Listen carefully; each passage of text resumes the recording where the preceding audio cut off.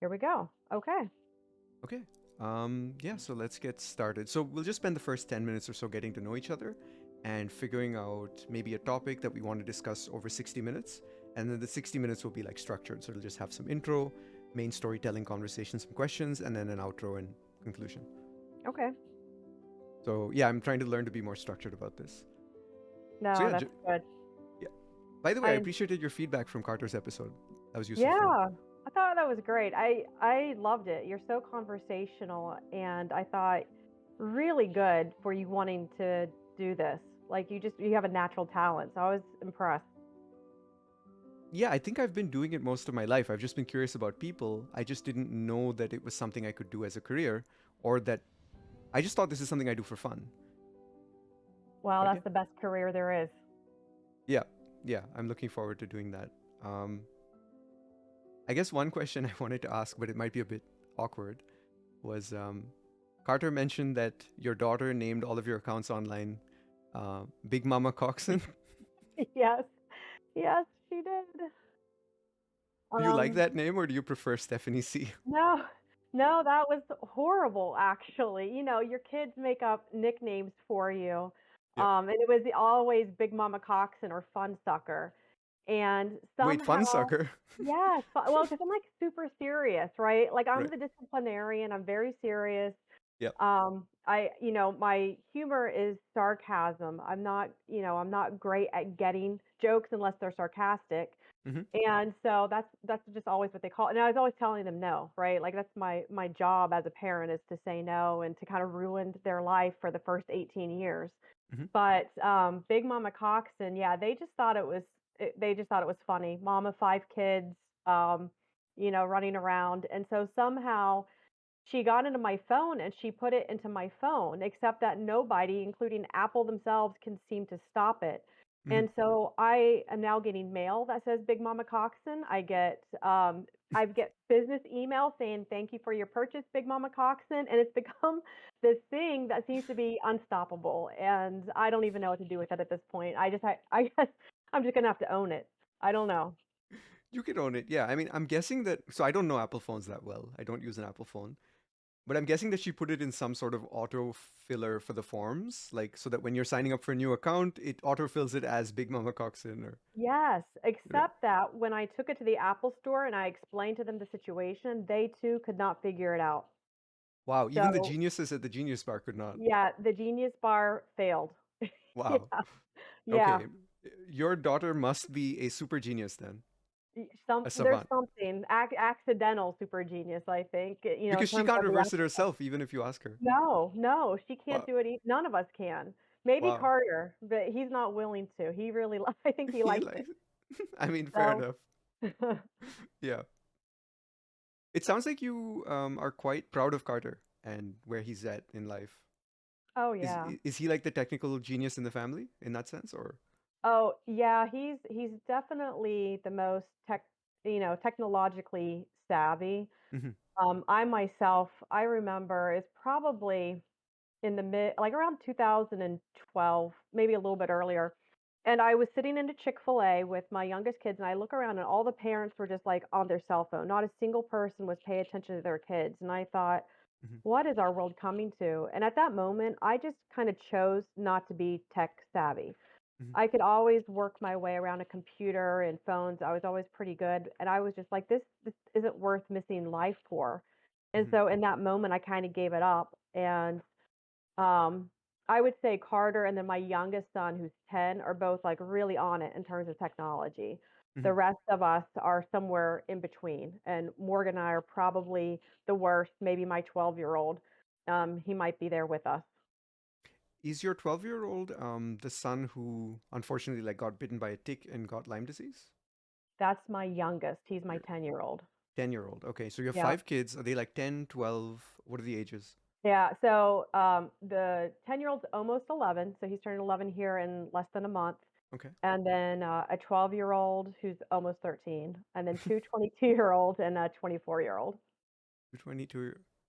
So the two Carter's a 22 year twin. olds are twins, or Yeah, Carter is a twin. Did he say really? nothing? I, Yeah. wow, I've never met his twin. Okay. Yeah. Fraternal or identical twins? It's his sister, so So fraternal. they must be fraternal. Okay. Yep. Interesting. Yeah, I have an Yeah. uncle and an aunt who are fraternal twins as well. Okay. Yeah, Yeah. my He doesn't dad's. tell anyone. He doesn't tell anyone. Okay. So your dad, what were you gonna say about your dad? No, just my dad's brother has a twin sister, Raja and Rajam. And I think Raja means king, so maybe Rajam is queen, I don't know. But yeah, it's interesting. That is interesting. So do twins run in your family? Not that I know of. I don't know of any other twins other than those two. What about for your Okay. family? They're the only two that I know of, so I'm not sure. But we don't have a very good family history on my mother's side, Hmm. just because of World War II and World War One and how many people kind of got killed off on that side of the family. Hmm. And so we don't have a good history to know. On my dad's side, there are no twins that we know of. Hmm. So it'd have to come somewhere on my mother's side, I'm assuming. But my oldest was actually a twin. I miscarried one, and then I had a second set, which was Morgan and Carter. Hmm. So it's got to be somewhere. I mean, it's pretty strong. And I think Morgan is the one who changed your name to Big Mama Coxon. That's correct. Yes. So I wonder if they have a bond as twins, which is why Carter won't reverse it, because even though they're fraternal, maybe he finds the same humor in it that Morgan does. But I, maybe, I'm yeah. Yeah, I'm sure. And as a matter of fact, when they were little, they were completely in sync. Hmm. If one used the bathroom, the other one used the bathroom. If one cried, the other cried. I mean, they were just always completely in sync. Hmm. And when they got RSV, I told the doctor, I said, look, because I had to run home we had to go into the hospital. And I told the doctor, I said, look, if something happens to one, it's going to happen to the other. And they kind of laughed it off. And I came back and the doctor's like, you weren't kidding. One of them quit breathing. We had to send a team in. The other one quit breathing right afterwards. What is And they had to RSV? it's like a severe respiratory virus for infants. It's kind of a normal cold. It's a more severe cold in adults, but manageable. Whereas as an infant, it could really cause some serious issues. Was this in the womb or outside of it? Outside, they were 3 months old, so they were 3 months old whenever But we went because into the it's hospital. viral and they're inseparable, you knew it was going to spread inevitably. Yeah, I mean yeah, I mean it That's just just how it happened. is. Well, you know what, I say that not necessarily. I mean, Okay. I have been at the dinner table. We had someone there where I don't know, 2 hours later I got a phone call, "Oh, I've got the flu," Mhm. just know. Whereas none of us got the flu, right? And Right, but you're so adults with immune systems that are developed. A 3 month old infant does not have an immune system that strong yet. no, but whenever you're nursing though, Mhm. whatever is needed usually Your comes antibodies through. go into the baby. That's that's right. And so Right. that's not necessarily just because one's getting sick doesn't mean the other one's going to get sick. True. But in this case, they both got sick. They both had the same moment, same everything when they went through it. Mhm. And they kind of continued that for a good period of their life, but it turned into more of a opposites thing. Mhm. So they almost became exact opposites. And, I could get literally one dinner.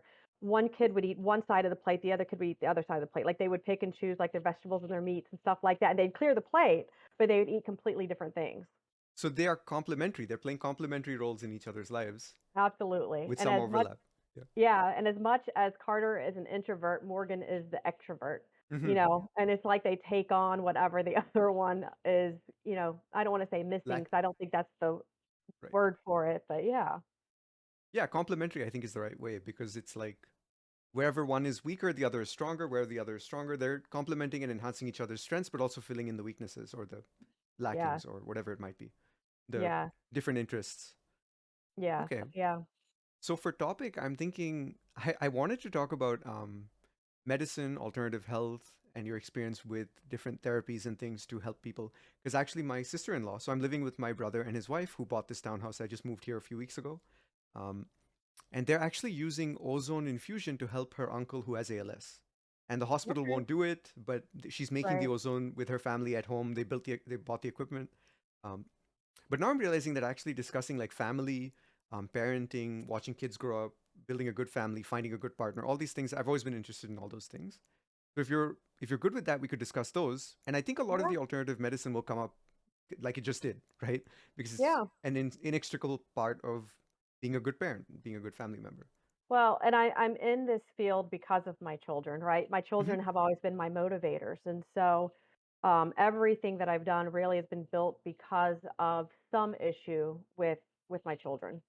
Including you not you deciding you won't be tech savvy because you wanted to be a better parent, right? Yes. Yep. So your children have had a large influence on your life. So yeah, I'd be curious to dig into that. So Yeah. let's look into that. Would you like to introduce yourself to the audience? Just tell them a bit about yourself. Yeah. So I am a mother of five.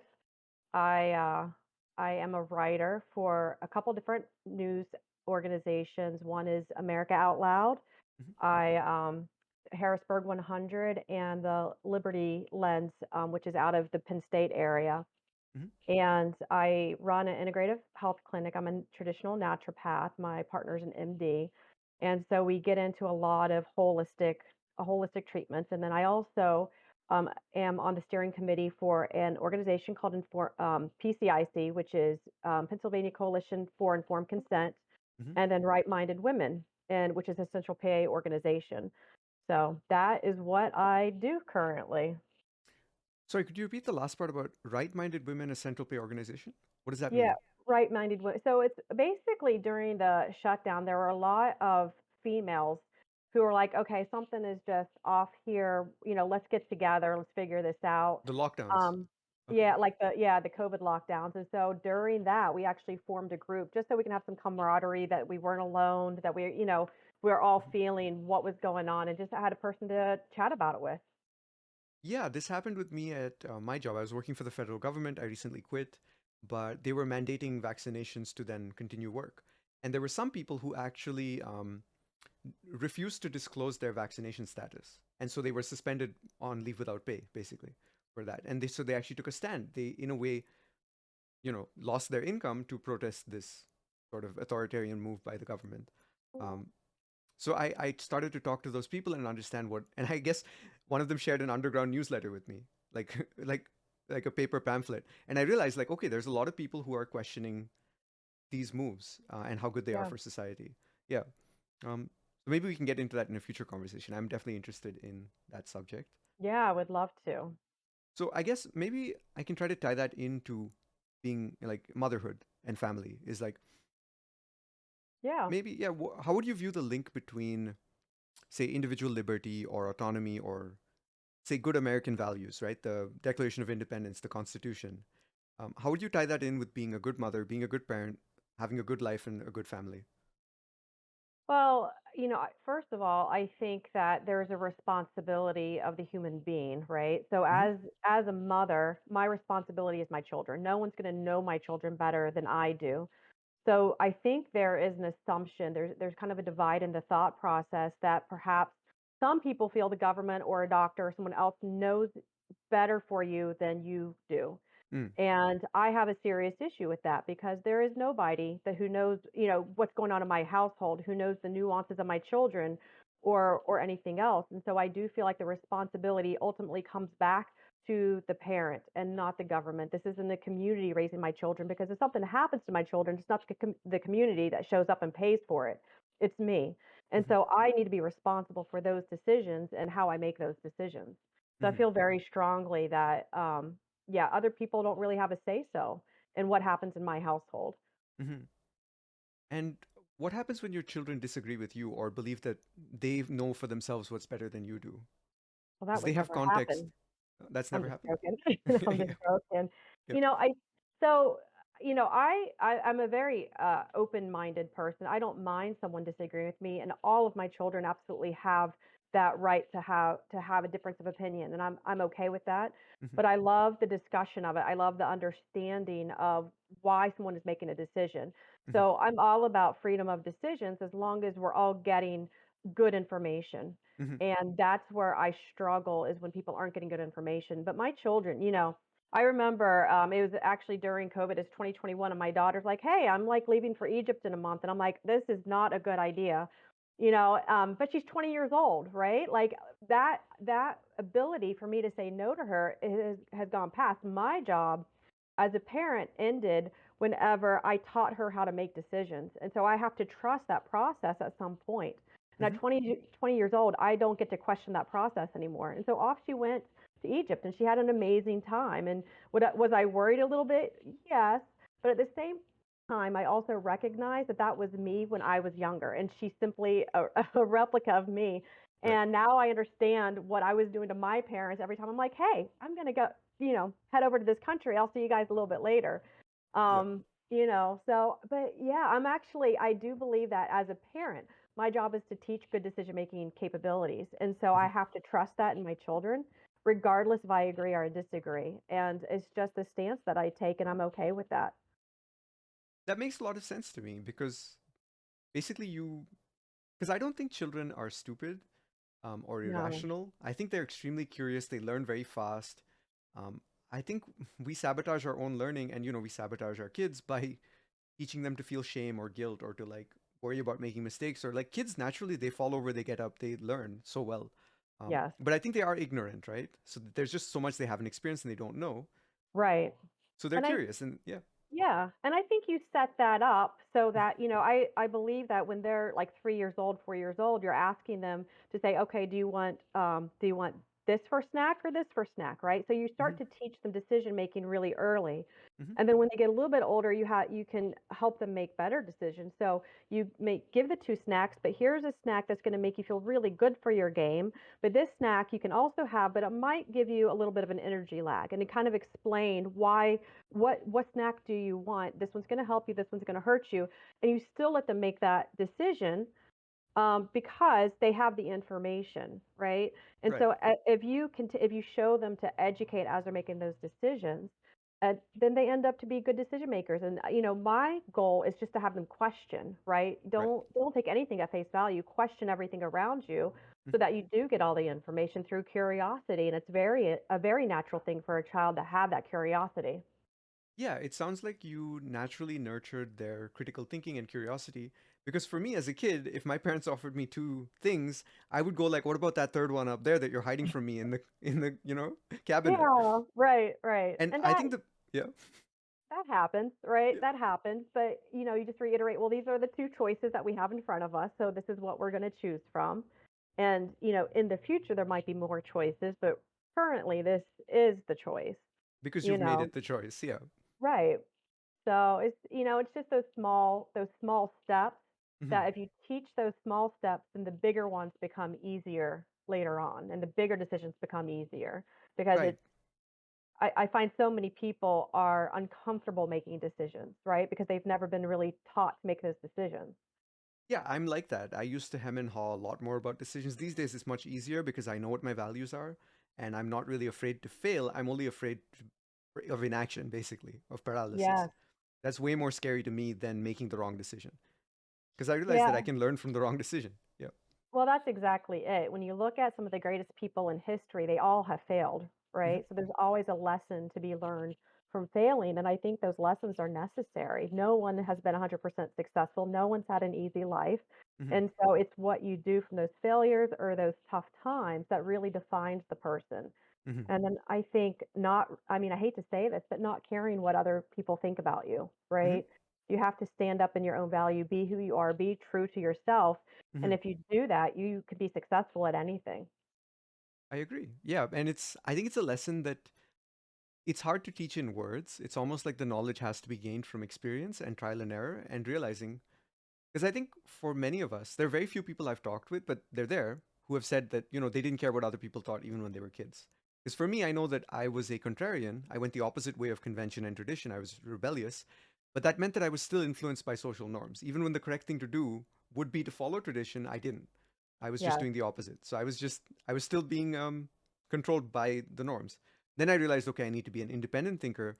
That means sometimes following tradition, sometimes going my own way, but I'm always doing it for my own reasons. I'm not doing it because I want to belong or conform or Yeah, whatever it might I be. think that's exactly right. And as a Hmm. child, well, I was like you, I was a bit rebellious. I was always in a little bit of trouble Hmm. for something, but I still wanted to be a people pleaser for a good period of my life. And it wasn't until I overcame that Yes. that I really found who I was and became the voice that I became.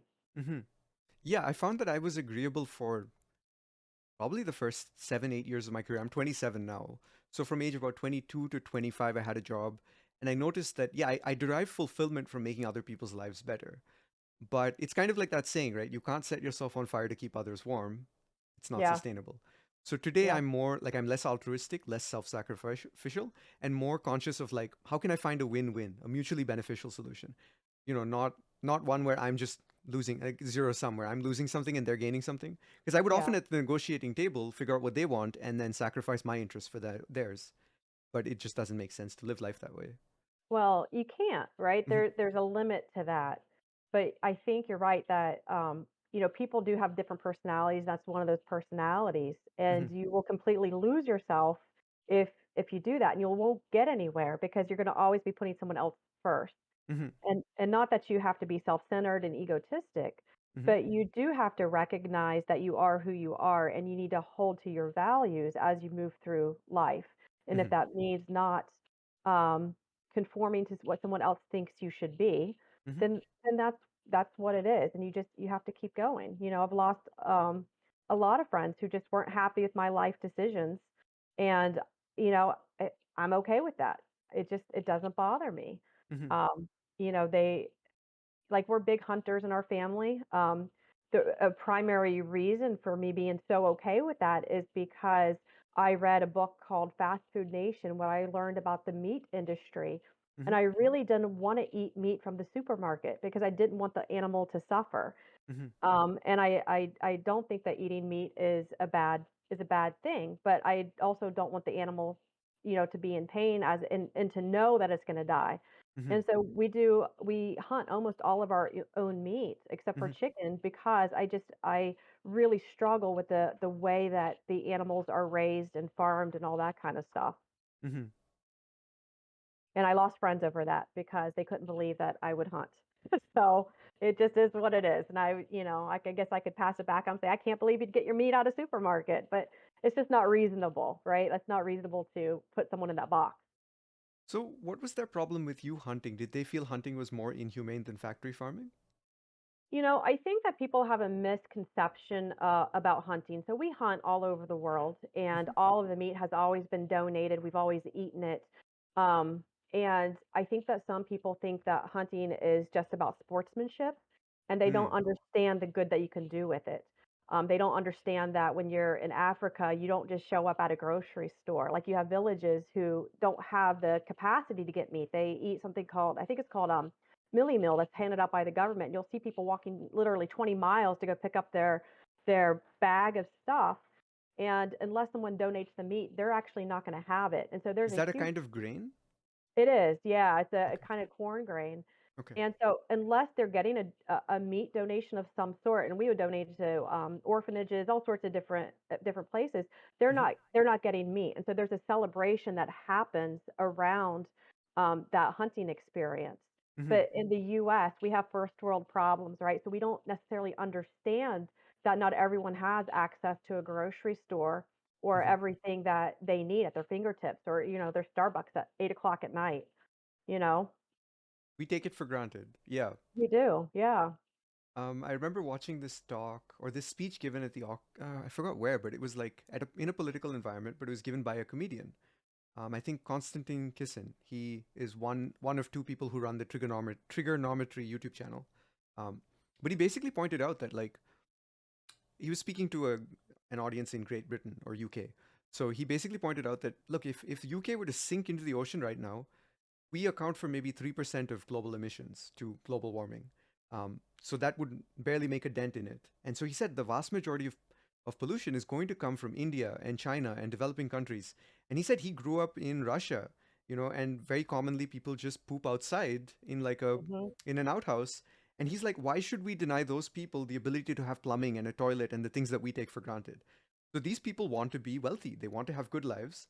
We can't stop them from doing that. That wouldn't make sense, right? And if any Yeah. parent, he mentioned, like any parent who wants their kid to grow up free of illness and in a good first world country with access to medical care and healthy environments and free of germs and other things, how can we deny that? Like, if a parent knew that they were pressing a button to save their child's life or let them live a long and healthy life, but it would emit, 1 million pounds of CO2, like every parent will press that button as long as it takes, as many Yeah, times that's to get. true. Yeah, Yeah.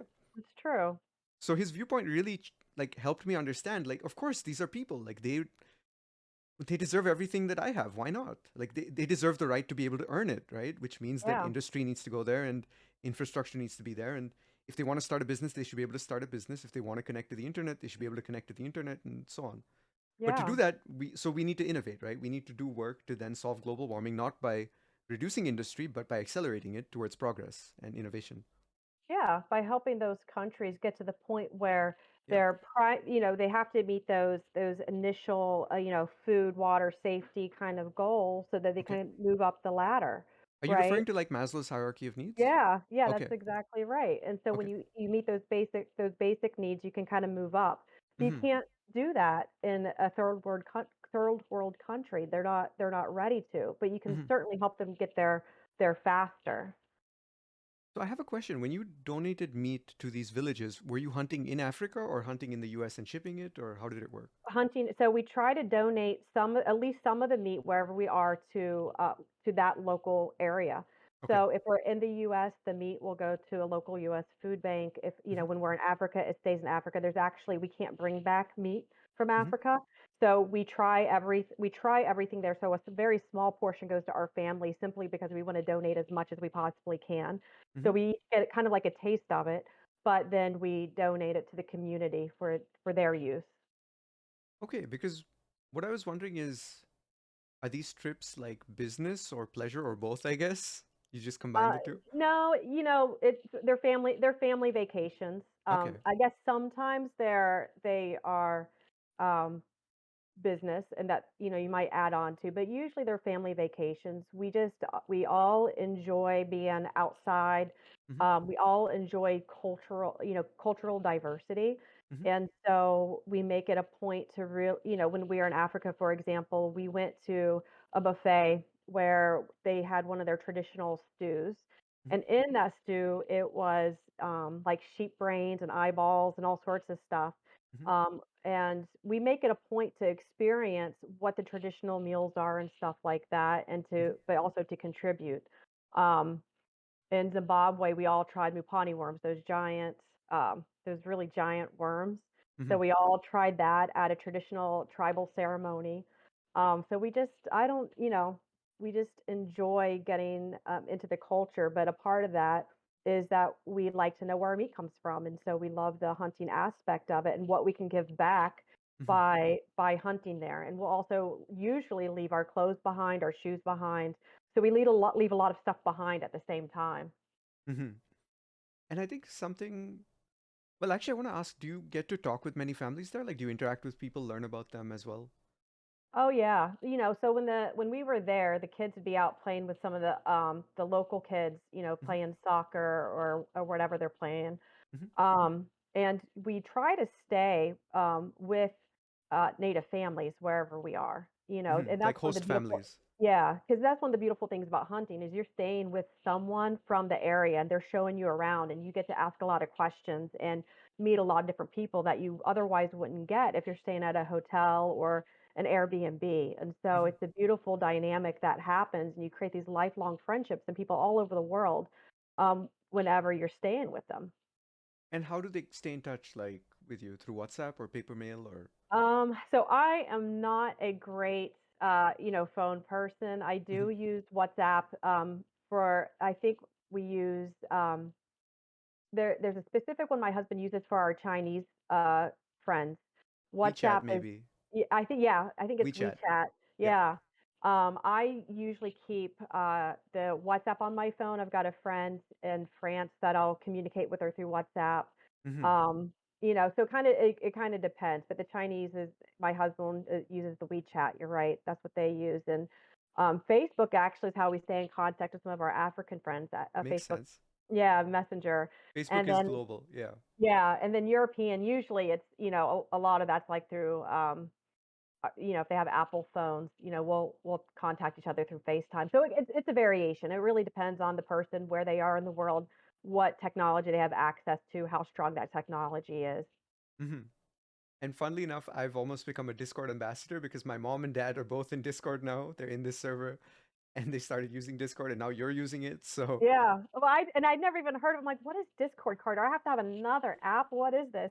But it was actually really cool. I was kinda getting frustrated earlier because it's a lot to learn within a small period of time, Yep. but there's so much here, it's actually quite phenomenal. Yeah. I had no and I didn't even know it existed. It's interesting because when I spoke with colleagues back then, who were older, I would mention Discord and they would say, "Oh, I know Discord. My son uses it," but it was never them using it. It was always Right. someone else. Yeah, so it's Yeah. like a generational thing. But Discord is great because it's like a combination of Skype, Zoom, WhatsApp, internet relay chat from the past, and lots of other things combined. But they Yeah. started in like 2014 or 2015, and they've had a really good startup philosophy. Like they were venture capitalist funded, so they were able to run for free and build a large user base. And they started with gamers, but now there are lots of people. You've got naturopaths, you've got cosmeticians, you've got chefs with their own discords, people who trade stocks, day traders have their own discords. So it's just That's becoming a place awesome. for anyone who does anything on the internet, which is great. Yeah. No, yeah, it looks great. I thought I had everything, because I go on podcasts and some people send me the WebEx stuff, some people send me the Zoom. I'm like, I felt like I had everything until you're like, well, she's gonna need to be on Discord. I'm like, oh crap. Like it's another one. Yeah. So yeah, If you ever but it's need help great. with Discord, I'm happy to help. Like, Oh, don't offer that. I might be texting you like every day. Like, okay, what can I do today? no, that's fine. I don't mind. I genuinely love Discord. I've been using it since 2015. I basically grew up with Discord. I've That's been using it for awesome. 8 years. So, like, yeah, it's just a part of my life, right? I'm genuinely passionate about it. Discord, if anyone's out there, you can sponsor me. You can sponsor the podcast. That's all right. Uh, That's all right. He's bringing people in. That's revenue right there. yeah, and Carter uses Discord quite a bit, so he'll be able to help anytime as well. Yeah, I'm now in a group chat with him, so Yeah, yeah, it's great. yeah. And I think this is the way that companies can grow. They can recruit people. It's like family members, right? So the podcast has been great because every person I speak with finds me one other guest or two other guests, and then it's connected. And I think I Yeah, really like talking with you after Carter. And then, for example, if I talk with another family member, I get like multiple perspectives on the same lifetime, the same story, and they all right. interconnect. And then I just find that that's deeply fulfilling for me. Yeah, well, and I always say that Hmm. there really isn't a reality, right? It's a perceived reality.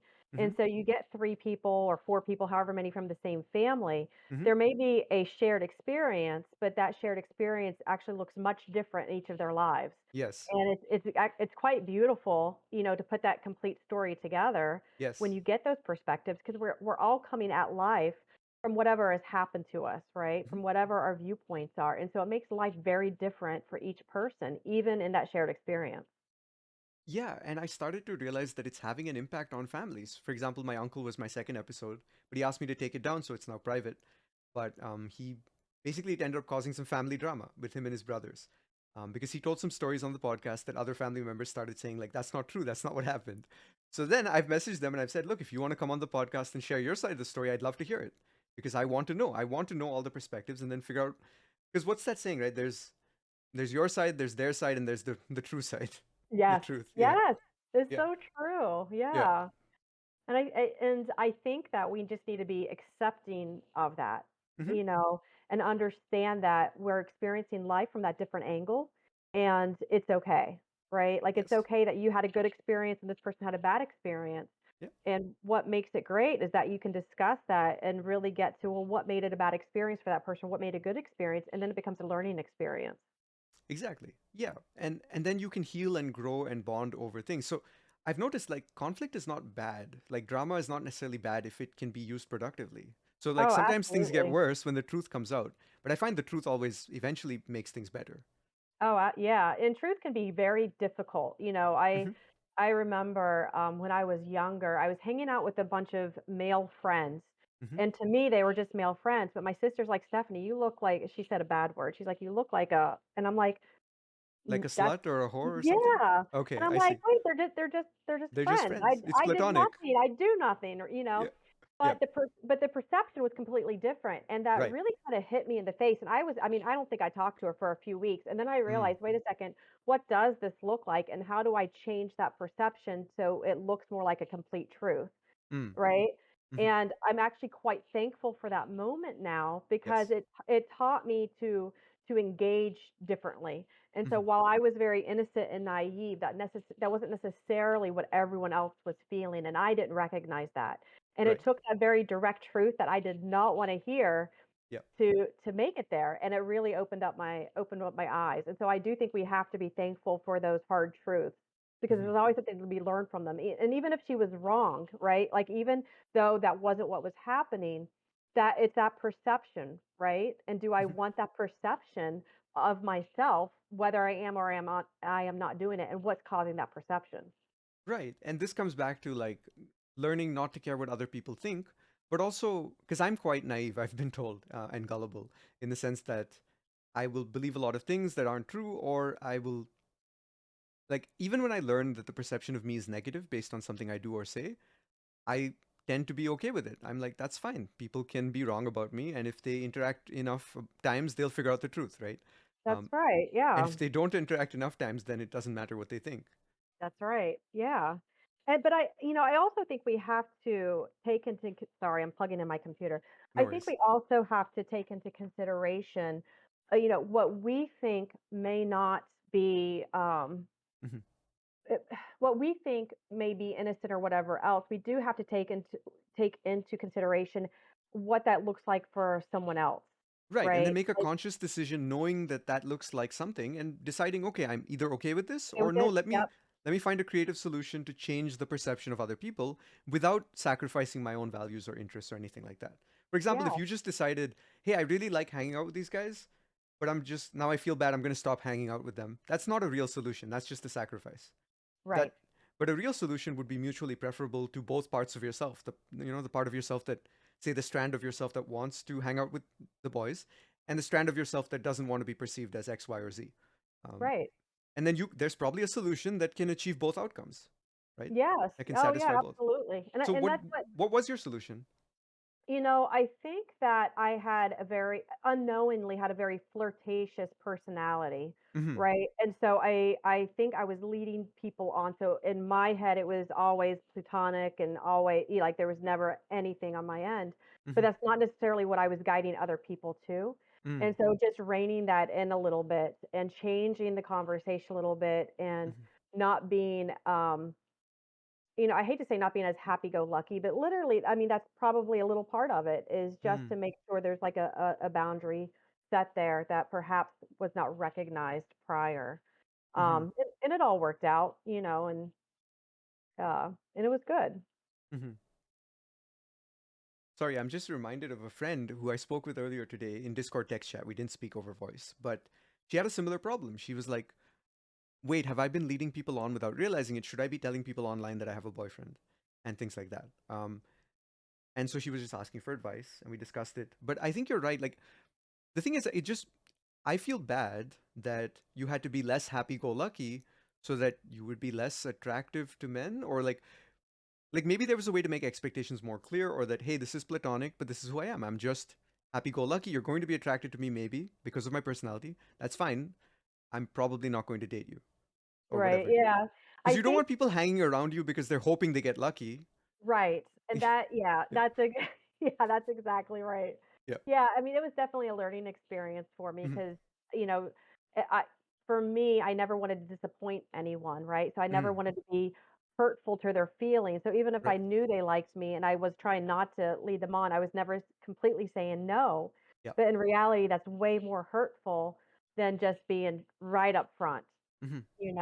And I think that's probably part of in America, the South, we like to kind of talk our way around things. In New York Yes. and, Pennsylvania, they tend to be more direct.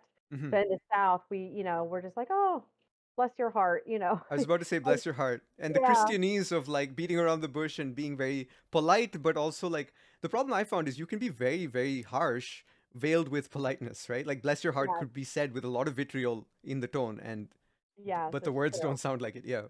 Yes. So So it's learning to be more direct, but still yeah. being kind, right? You always want to have Yes. a piece of kindness in whatever you're doing because we're all human. We all want to be loved. We all have the same needs. Mhm. We just have different viewpoints, and so whatever you're doing, you do it with kindness. Or compassion or empathy. It depends. They're all different. But have you Right. heard of Kim Scott's book Radical Candor? Orange cover with like a grid on it. I don't think so. That's a new one to me. Okay, because there are two stories from that book that came to mind. One, when you mentioned the feedback you got from this person that you were mad at her for weeks, but then you realized you were really glad she told you the truth of the perception, or at the time. So Kim Scott had told a story of how Sheryl Sandberg was her boss at that time at Google. She was working in Google Analytics. Sheryl Sandberg, I think now is or recently was the CEO of Facebook. I don't know where she's gone now, if she's moved on or not. But at that time, she basically explained that Kim explained that she gave a speech about Google Analytics, like a presentation to like Google CEO and other people, Larry Page, Sergey Brin, and stuff. And then afterwards, Sheryl Sandberg pulled her aside and said, "Hey, Kim, you did a really great job. The content of the presentation was great, but your speech was there were a lot of problems with the speech. Can we address that?" And Kim kind of brushed it off and said, "Oh, it's fine, thank you." She focused on the compliments and not the criticism or the feedback. So then Sheryl Sandberg said something like, "Okay, I can see by your hand wave emotion there and the way that you're talking that I'll have to be more direct with you. When you spoke, you sounded stupid." Or when you said and ah, you sounded stupid, and things like this. But notice she didn't say you were stupid. She said you sounded stupid. And this was Yeah. like a slap in the face for Kim. But looking back, she realizes this is exactly what she needed to hear. Because then Sheryl Sandberg said, "Look, we can get you working with a speech coach, and I think in 30 minutes, all these will be fixed. Google will pay for it." And Kim was like, "Okay, let's do it." And she did it, and she said they just practiced repeatedly, and her speech improved significantly, and she became a better presenter. And so her grid that she writes in the book is about basically one axis of um, caring personally for people and also challenging directly. So she explained that if you care personally but you don't challenge directly, then that's a ruinous empathy, basically. So, Yeah. and that's what you experienced as a kid, and it's what I experienced, and I still experience to some degrees. I don't want to disappoint people, but I've also realized, and she told another story in the book, which is of a person who was a direct report named Bob, a programmer, and his work was not up to par, but she couldn't tell him the truth. She didn't have the heart to hurt his feelings. But then he ended up having to get fired because he didn't get any feedback to improve his work. And so Yeah. he felt betrayed. He was like, "Why didn't anyone tell me? You all acted like my work was great, and now I'm getting fired." Like ruinous Yeah. empathy. Yeah. That's exactly right. Mhm. And it's a hard, I think it's a hard conclusion for Yeah. someone who wants to do everything in kindness to come Yes. to. But Yes. it's That much, it is kinder to hurt people's yeah, feelings in the short term to help them in the long run. exactly. Yep, Yeah. that's exactly right. So, by what age would you say you had maybe started living that lesson consistently? Um, honestly, I'd probably say 30. Okay, fair enough. Um, yeah, I think it took me a long time. As Hmm. a child, I was very direct. I would upset a lot of people, and that Hmm. kind of continued, through my 20s. Hmm. I think there was a little bit of an ego Hmm. that I had to contend with. I had to recognize was not, the more I've learned I don't know, right? But Exactly. it took me learning that to know that I really don't know. Right. And when you're 18, 19 years old, you think you're invincible, you think you know The world everything. is small. Yeah. Yes, yeah, and so I think I would genuinely say it was probably like year 30, 31, Hmm. where I'm like, "Okay, wait a second," and just really kind of changed the way I spoke to people, approached things, and recognized what true kindness is Hmm. versus what just being kind is, if that makes sense. You mean like enabling or validating people versus actually helping them Yes. or something like that? Yeah. Yeah. No, yeah. I mean, 'cause you're right. If you like with that gentleman who got fired, Hmm. if you're just being kind, you're enabling the poor work, Which is right? going to hurt him in the long run. Right. And Because he so, doesn't yeah, want to be doing poor work either. Nobody does, right. right? Nobody, yeah, nobody. Well, What? it'd be very rare. Right. You're not one person, but it's Yeah. gonna be rare.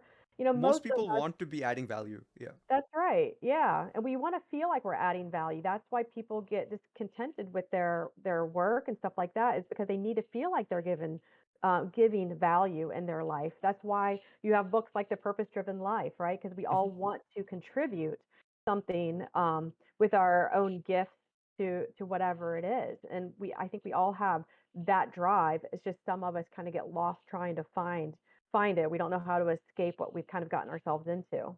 Hmm. Yeah. I'm 27, by the way, and I don't think I'm living this consistently. So when you said you found it late in life, I don't think that's true.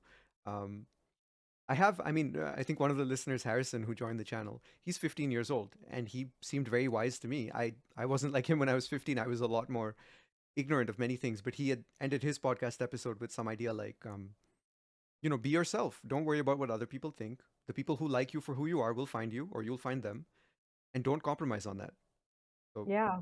For a 15-year-old to Well, say that, I was very impressed. that's that's impressive. I just was not that mature Neither, for I'm still not. Yeah.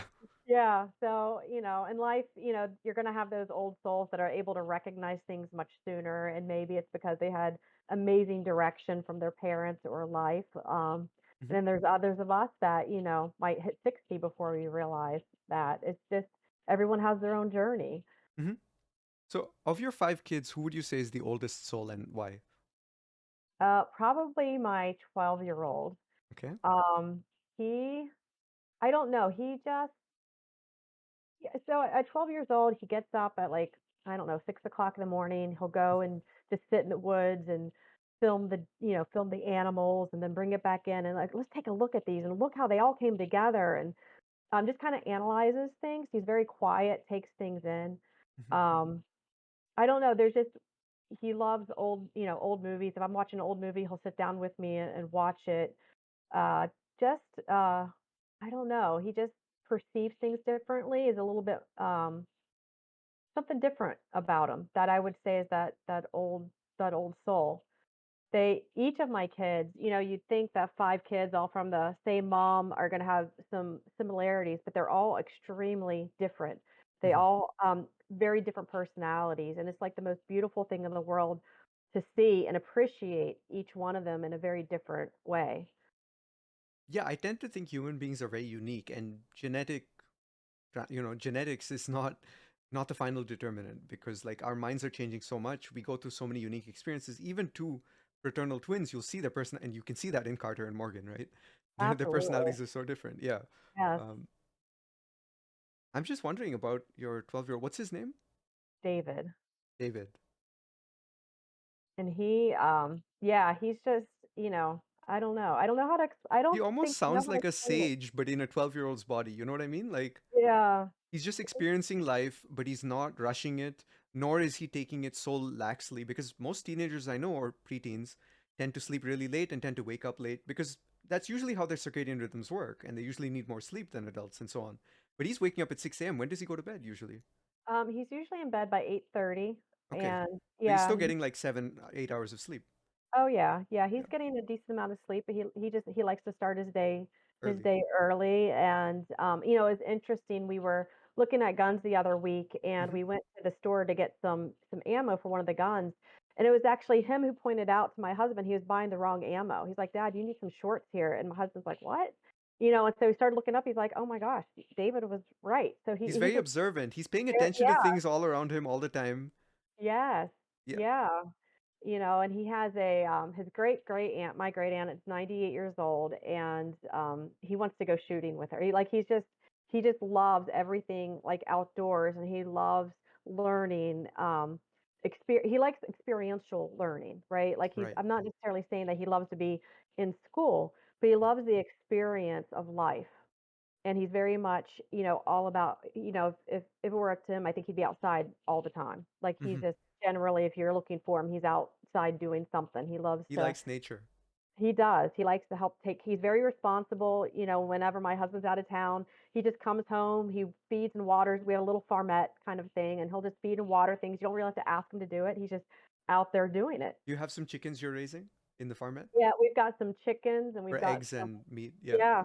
Yeah, well, we don't do meat chickens. That's the only one that we don't do, but we've got, a pig and a cow and a couple sheep and goats and Nice. just yeah, just a whole little I think I remember over a year and a half ago, Carter sent me pictures of the new cows. There was like a brown and white one, and they had names. There was a brown one. yeah, Yeah. Or sorry, a yeah. black and white one. Yeah.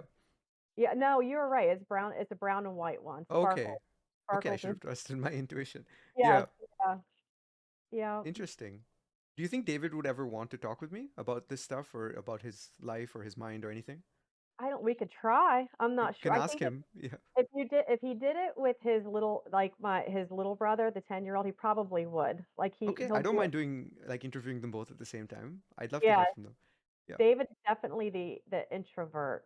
Yeah. He'll sit here and kinda look at you. He's probably not gonna smile, That's kinda okay. take kinda take it in, but he will answer questions. I mean, it's gonna be yes or no, but he'll Right. answer questions. But with Wyatt, they actually have, like, a little YouTube video, Mm-hmm. and they really enjoy putting that together. So I think they would do it. Yeah, and I've been an introvert most of my life, and what I found is that the introverts tend to have the most interesting thoughts and stories. It's just that they're generally, I don't know, I just have to find a way to open the floodgates, and then the water comes out. That's what my Yes. experience has been. Once they stop talking, they're not going to, or once they start talking, they're not going to stop. And that's what I love. It's just about how do I get them talking?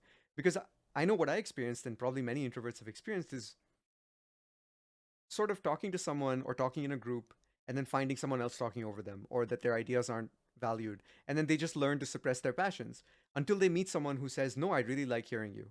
I really like hearing you talk about your passions. And then it reignites.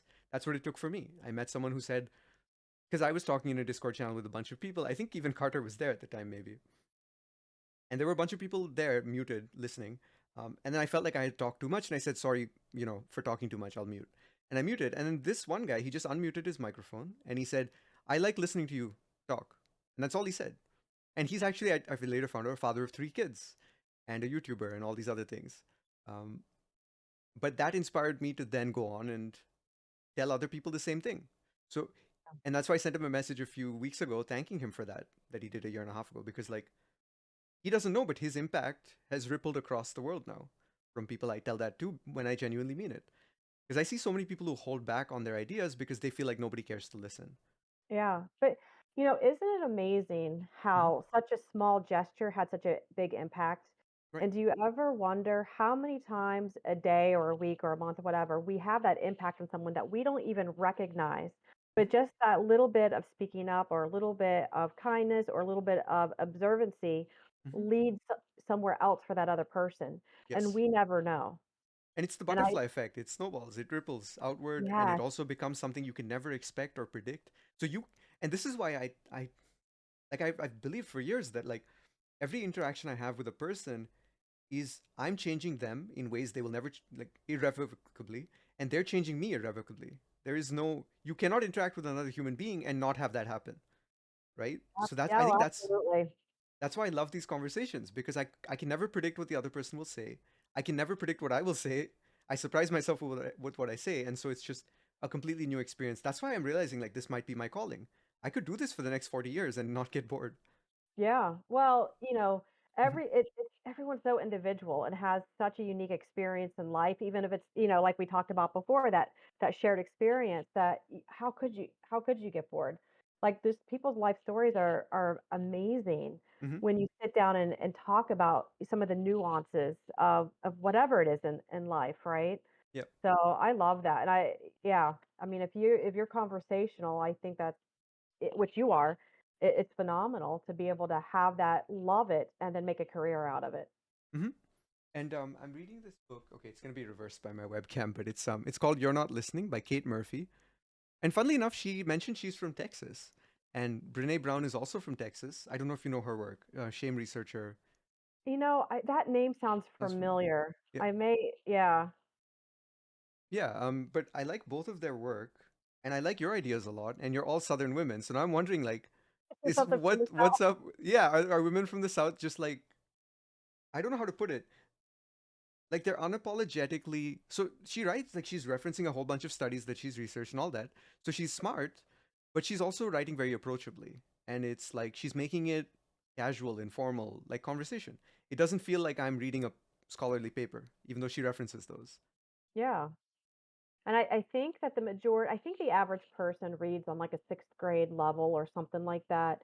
In the world Um, or in the yeah. US? Okay, in the Well, world.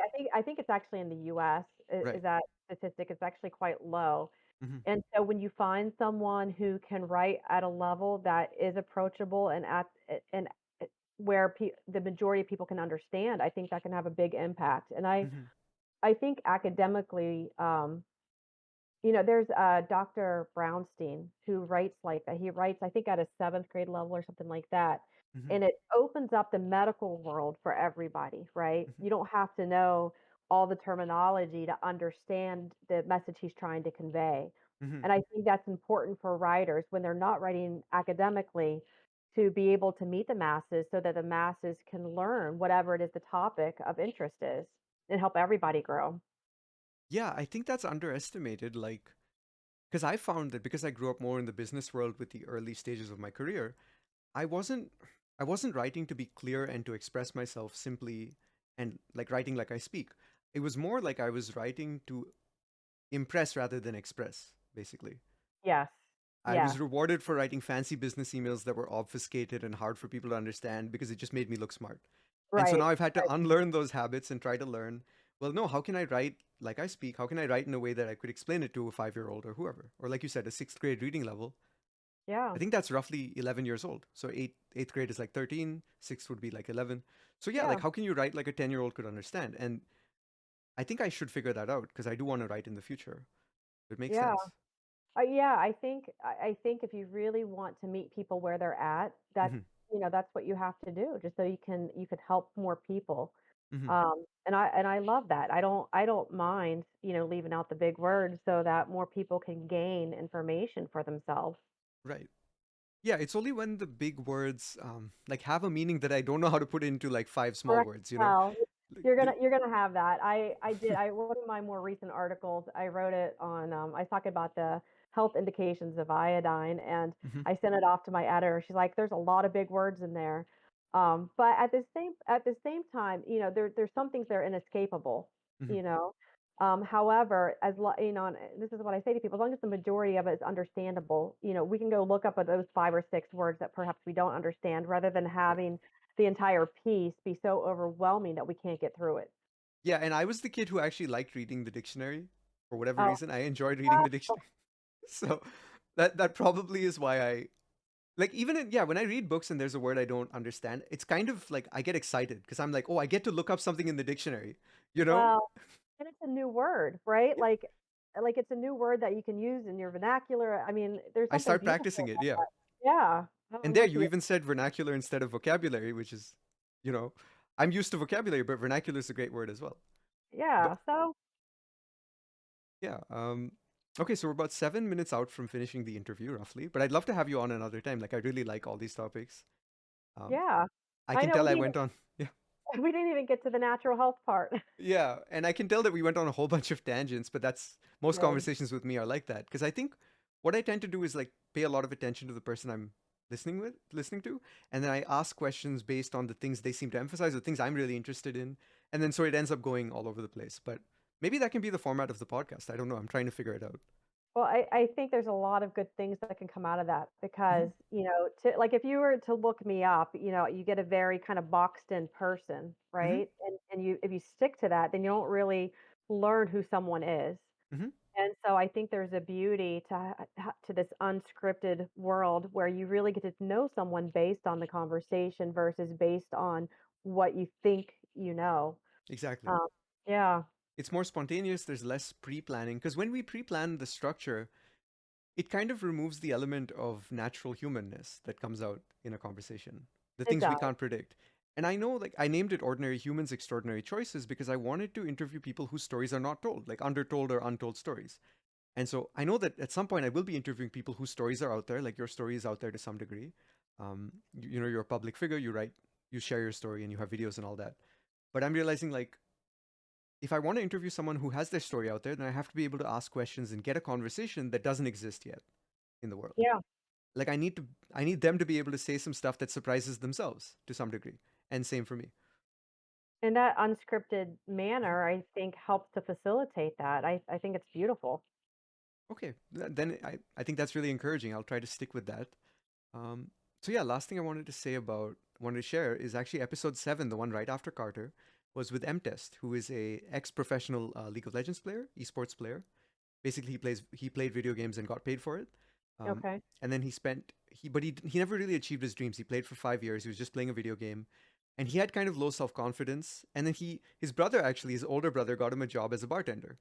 His older brother was just at a bar, and he saw the owner like carrying a bunch of stuff, and she was overwhelmed. And he was like, "Hey, do you need someone to help out? My brother is not doing anything. He can help." He just volunteered his brother. Then he called his brother and he told him like, "Hey, come down here. Like, take the weekend, start working at this bar." And his brother was like, I really don't want to do that. M-Test, the person I was talking with, Adam. Um, so he's in Sweden. But yeah, he said, but he had made a New Year's resolution that he was going to try things that he was uncomfortable with. Even for our podcast, he said he was uncomfortable. His body made him feel anxious, but he said yes. And then he came and he liked it. He enjoyed it. But Yeah. after the Well, podcast, yeah, go ahead. no, go ahead. So he did 2 years as a bartender after that, and he learned a lot of skills. And he came back, and now he started a League of Legends coaching business. And he realized, hey, I can be good at socializing. I can get good at other things. He gained self confidence and this drive to learn and improve. And so now he's doing much better than he was as a pro, as far as I can tell. He's doing a great job. Um, That's awesome. but what he texted me after that was that his dad had texted him saying that after he watched the interview, he felt he knew his son better from it. And I Oh, wow. realized that really made me feel fulfilled because I'm like, wow, I get to do something I intrinsically love.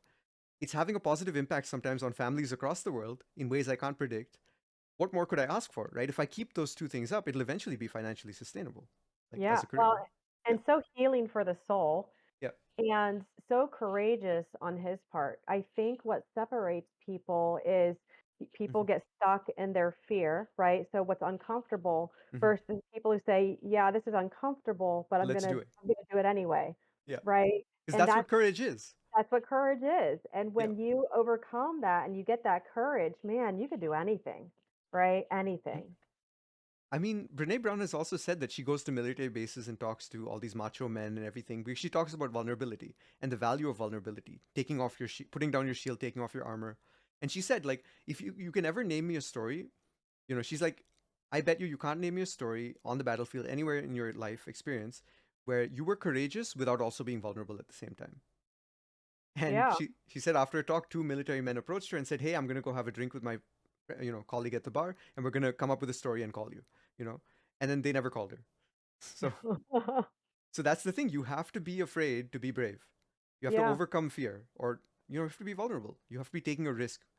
It's true. And, what set, it's funny to look at where I am today, but one of the very first experiences I had, Mm-hmm, I was asked to speak in a very large group, and I can't remember how, I want to say maybe 300.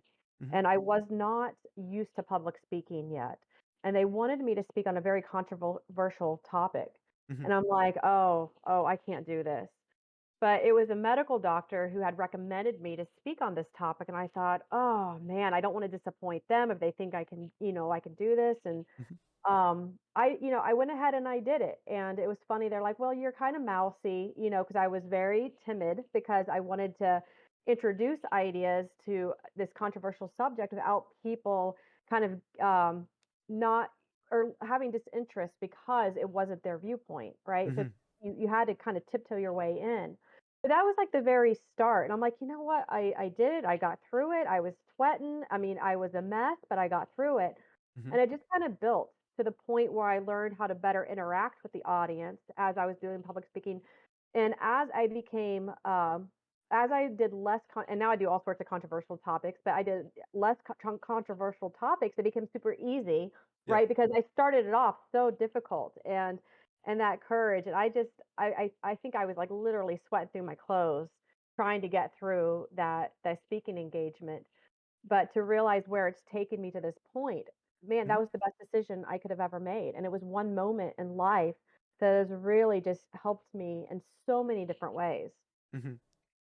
You just did my job for me because you just mentioned an extraordinary choice that you made as an ordinary human at the time, right?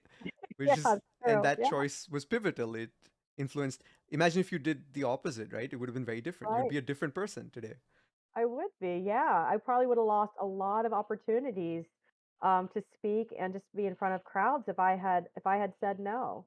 Right. Um, and it really prepared me for what happened during COVID because I became, I started doing, I've testified at legislative hearings and all sorts of places that are much harder and much more intense. I think Carter told And me we were playing New World, the MMO, one day, and he was like, "Oh yeah, just yesterday, my mom spoke at Congress," and I was like, "Oh, yeah, that's really cool." yeah, I do. It was the state level, hmm but yeah, I've done quite a bit of that, and I've even had some of the West Virginia senators reach out to me, hmm um, just asking for help on certain topics, and hmm yeah, it's crazy where life takes you, but I do go back to that one moment when I said yes to the thing I thought I was unqualified to speak for, that I had no experience speaking in front of people. And yet I'm just like, okay, we're just going to do this. We're going to get through it. It wasn't perfect. It wasn't grand, but it's really led my life in a unique direction that prepared me for the more difficult circumstances that were to come. hmm Yeah, better done than sort of. I mean, done poorly is better than not done at all, right? Because you can Right. learn from something that's poorly Yes, done. Yeah. that's You, you, exactly you right. can't learn from inaction. In fact, you I, just learn to be more scared in the future and yes, more constrained. Yeah. If you just keep yes, saying no or keep holding back. Yeah. I'm yep. really glad. Yeah, that's a great story. So just in conclusion, I want to ask you, what advice would you give to someone who wants to, say, live a meaningful, fulfilled life where they don't have regrets? They don't feel like they've held back, but they don't know how to get started, maybe. I would say know your passion. Mm-hmm. Know your passion and then have the courage.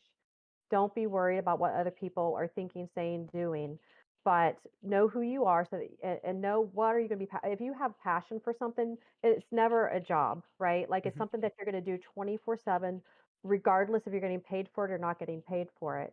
And if you do that with courage, eventually it will turn into something for you. And Mm-hmm. I think that's the biggest thing is just finding that what are you good at? Someone once asked me, write down your talents. Mm-hmm. And my biggest fear is writing because I'm wildly dyslexic, Mm-hmm. but I'm talented. I felt I was talented at speaking, and I'm like, I could do a podcast or something, but I've Mm-hmm. got no technical ability, right? Mm-hmm. So here I am writing, which is my biggest fear, but I'm doing it. Mm-hmm. And all of a sudden, I'm on podcasts. I'm like, okay, this is kind of bizarre because I can do this. I get it. And I just get a link. And now I'm to the next stage where I've got a podcast that I'm actually hosting Mm-hmm. that starts in a few weeks. Mm-hmm. That it came to me, right? Just because of that natural progression out of the passion of what of life.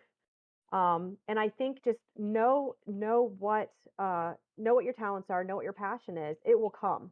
It will come. It might take a little bit, but it will come. Yeah, it's taken me over 11 years, but Yeah. I'm getting there. I'm getting closer. And I don't know that this is the thing for sure. It's only been a month. I'll know better in 6 months or a year, but I'm loving it, every moment of it, right? So just keep Yeah. going. And even if it's not exactly what you think it is, it's going to turn into something. It's a learned experience, right? And so Yeah. it can turn into so many different things. But Hmm. it's beautiful that you're putting the effort in there and you're giving it a try. And you're good at it. You're very good at it. I appreciate that. I still, receive a lot of criticism and feedback that I can use to improve. So some days I'm still thinking like, oh, I'm bad at it, but that's okay because I don't need to be good to love doing it. I just need to Right. be, I just need to love doing it and keep learning, right? As long as I can Yeah. keep learning it, I'll be great in 20 years if that's what it takes, right? Well, and you'll be learning it till the day you die, right? Yeah. Like honestly, like we are learning every moment of our life, and there's never going to be a perfect podcast, a perfect moment. There's always going to be some imperfection, Hmm. and we have to embrace that. Like just be okay with it. That Hmm. perfection will stop us from achieving our goals. We have to be okay with imperfection, and it's beautiful. It's a beautiful thing. I agree because if we're ever perfect, then what's left to improve? And I think human Yep. beings thrive on improvement, on learning, on progress. We're dynamic. We're not static beings. We don't want to achieve perfection and then just stay there because we get bored, right? We Yep. want change. We want to be moving forward in some form, which means Yeah. that there will always be something to move forward to. We're never just going to stop. To me, like being static is just death. There's no, It's true. yeah. Yeah, I agree. I completely agree.